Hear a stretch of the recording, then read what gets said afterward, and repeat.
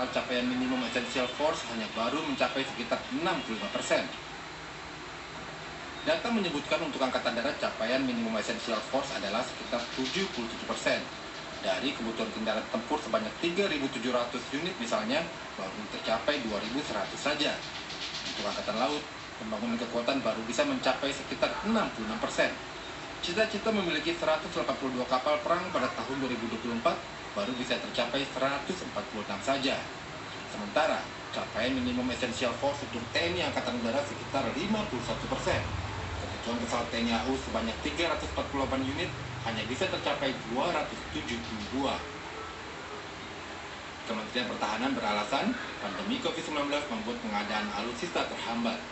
Ancaman pandemi COVID-19 begitu luar biasa, di mana pemerintah fokusnya adalah melindungi rakyat. Jadi anggaran-anggaran kita fokus kepada mengatasi COVID. Jadi kalau masalah alutsista tertunda itu kita harus menghadapinya. Meski demikian, di periode 2020 hingga 2024, Kementerian Pertahanan mendapatkan dana pinjaman luar negeri cukup besar.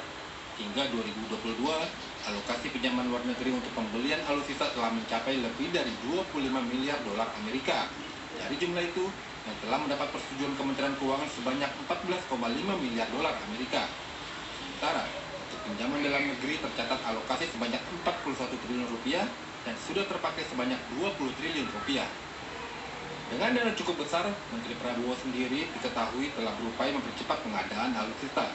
Tahun lalu misalnya, Prabowo menaikkan pembelian pesawat tempur, kapal perang, dan lain sebagainya.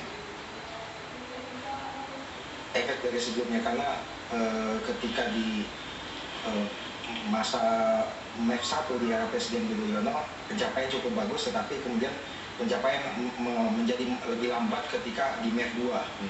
Sehingga MEF 3 ini menjadi menerima implikasi dari lambatnya realisasi di MEF 2. Meski demikian, pengadaan alutsista membutuhkan waktu produksi 3 hingga 5 tahun.